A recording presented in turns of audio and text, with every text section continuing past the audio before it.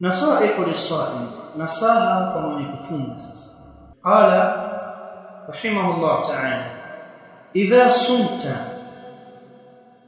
pindi unapofunga, faltakun niyatuka wajha Allah, iwe nia yako ni kukusudia uso wa Allah, mkusudia Allah pekee yake, usimkusudie mwingine.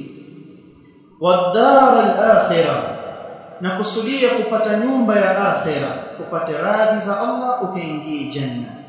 Kusudia hilo, usiweke nia kwamba ni desturi ya Kizanzibari kama tunafunga. Ijalie funga yako kwa ajili ya Allah subhanahu wa ta'ala, kusudia kwa kufunga kwako upate ajiri ili ukaingie katika janna ya Allah tabaraka wa ta'ala.